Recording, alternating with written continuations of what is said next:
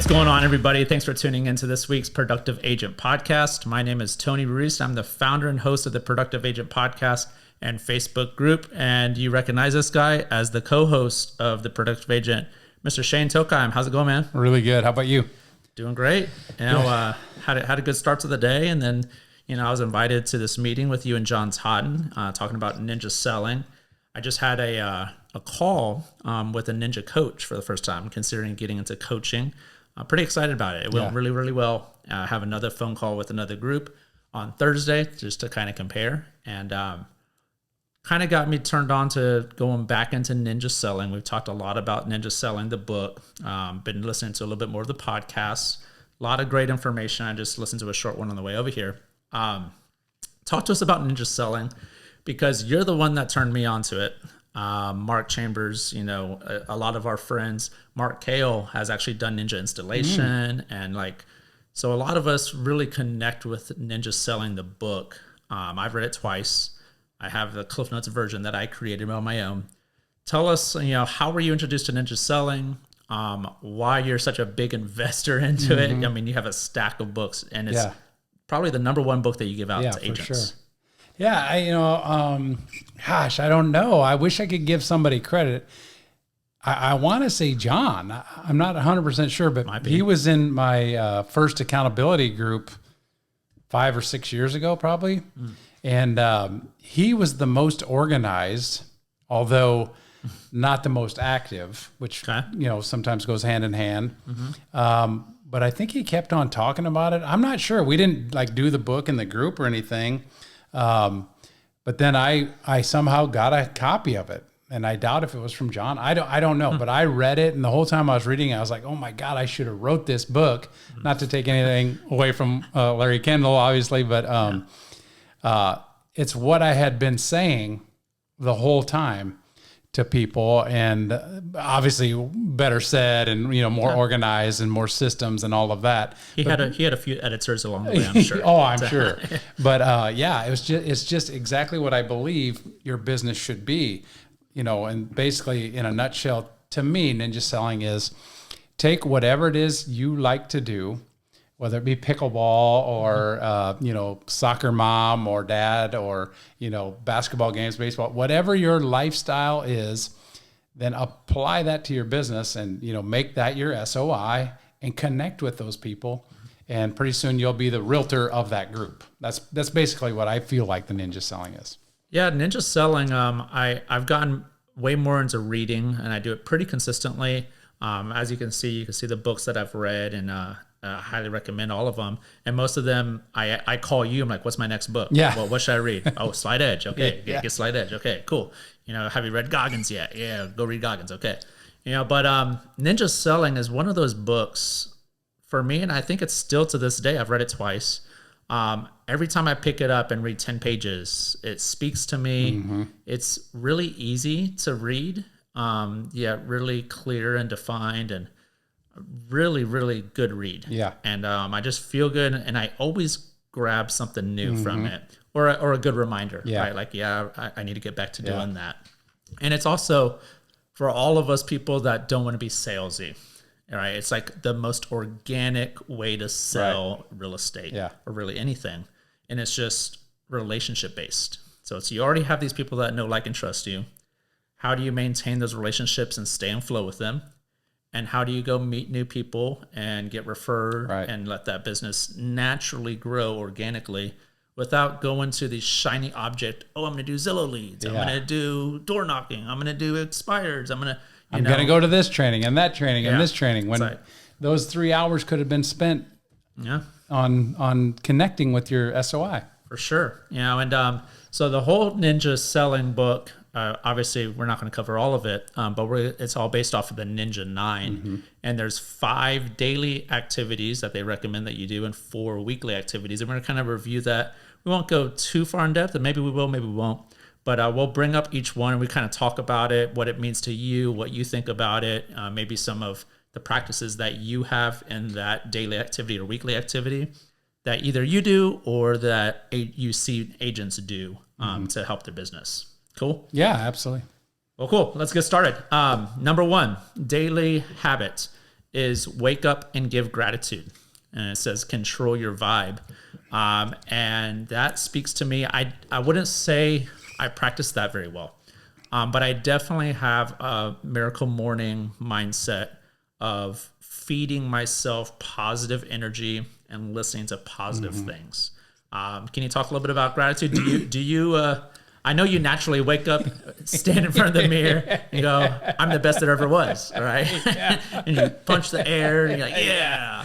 It's so funny. I don't always do that actually. Yeah. But I think it. You know, and I know that maybe I'm not, but I mean, you talk yourself into it, and I can tell you, like today in the meeting, Zach was laughing, and I'm like, "What? Why is he laughing? I don't even understand why he's laughing. Why didn't he? I don't know if I told you or I didn't tell you, but he come up to me afterwards, and I was like, "Why are you laughing?" When I was doing the, staying top of mind thing. Yeah. And he goes, "No, dude, I'm not laughing. I'm just your energy is just so high. It's infectious, and it makes me laugh." And I'm like, "Oh, okay, cool. That's good." Yeah. And so, what does that tell you? Energy is attractive. It could be attractive or repelling, right? And so if you're negative, it's going to be repelling. If it's positive, you're going to be attracting. And so you got to wake up in the morning and make a decision. What do I want to do? Do I want to attract or repel? Yeah. Obviously, we all want to attract. Well, we should. Yeah. And so, that gratitude, I don't know if I would call what I do gratitude. I am thankful and, I'm gracious.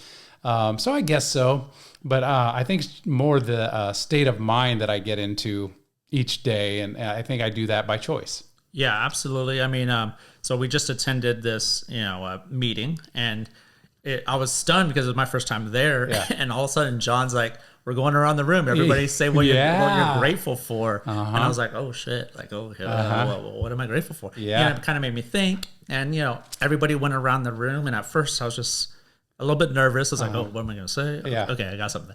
And then it went around the room, and I was kind of like, "Oh, this is a little cheesy for my personality." But the more that you saw it, the more that the room filled with gratitude. It's like, we're really lucky. And we talk about this too. Sometimes we sit down and just have lunch, and we're like, or we'll be on the golf course, and we'll be like, "Man, we have a pretty good life." Yeah. And it's and we are very grateful for that. Yeah, absolutely. And you walk into any given room, any restaurant or anything like that, and you look around, and you should be grateful for the life that you have. Yeah, for sure. So it's positive vibe, setting yourself up at the start of your day with just good energy. We both do the workout thing that obviously helps with energy. I come home, have a little quiet time before I get in the shower. But I swear, as my shower's warming up, I am finding a podcast or a YouTube thing to listen to. A positive one, right? Not just like a down, aggressive. For sure. Just like, give me some positivity to feed my brain while I'm getting ready and go conquer the day. So do that. That's number one. Number two, I went to the dentist and I got this stuff coming out of my mouth. Oh my God. Anyways, success habit number two is a daily one. Show up and stay on agenda. Super important. I've made it a habit to where I have to get dressed as if I'm going to go show a house or have a meeting. That's super important. And then leave the house. Obviously, I can work from home if I have to, but I'm way more productive when I'm out of the house working somewhere and staying on agenda.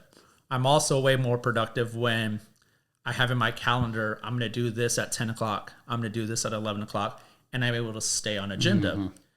When I don't put that there, I'm going, "Oh, what should I be doing?" Yeah, and then it's for sure an hour's gone. And it's like, can you talk a little bit about that? Yeah, absolutely. That's like probably sometimes the first thing I talk about when I have a meeting.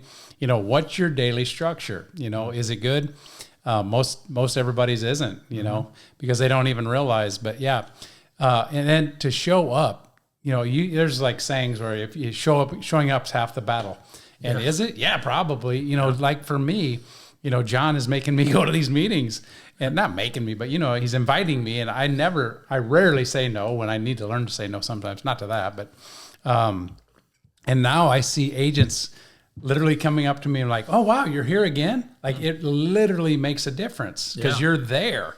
Just showing up is half the battle, and then staying on your agenda, like you're saying. And like after we had lunch today, after the meeting, I wrote 2 things down, write one personal note Yep. and make one invitation to lunch. I did them both already. Yeah. One of them already replied back to me. Obviously, the mail hasn't got to the other guy yet, but he'll probably reply back to me.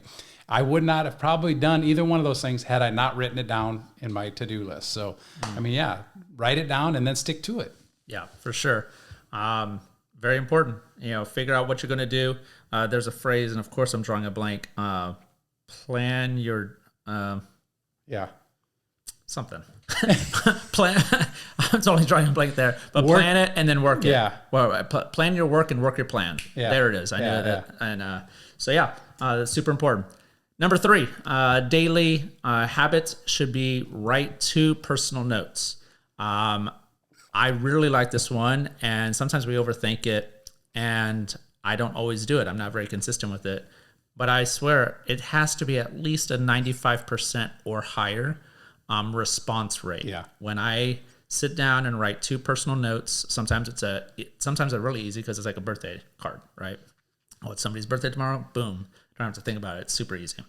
All right, I put them in the mail, put a stamp on it, address it, all that, and they get it. And every time they reach out to me, all right, and go, hey man, I got your card. Thank you so much for doing that. It's just, it makes them feel good, makes you feel good. There's that personal connection that goes a long, long ways. And I mean, if you did that 2 times, that's 10 a week, that's 40 in a month. That's a lot in a year. Like, wow, like that's going to be pretty impactful to have that connection. Yeah, the kid told the story today, about he met just a random person in a bar. Yeah. And he stalked her and found her home address, which I think is fine. We're realtors. I'm not, but you're supposed to be able to find that. That shouldn't be unexpected. Anyway, he sends her a personal card, and now they're connected, and he's probably going to turn into a client. He was super excited about it. Then, of course, I have my stories that I've told all the time, but when I get a personal note at the office, like Robin sent me one, and it was very thought out. And she used send out cards, which I used to be a member of, and I used to send them all the time. And I got to get back to that. But I got that. I opened it up, and it was so heartfelt and memorable that I literally got up from my desk, walked around my whole office, and told every single staff member, look what I got in the mail. Oh my God, it's so cool. And if you're an agent doing that to your SOI and they're opening it at work, they're going to be your now biggest cheerleader. And other people are going to be like, oh, wow, that is cool.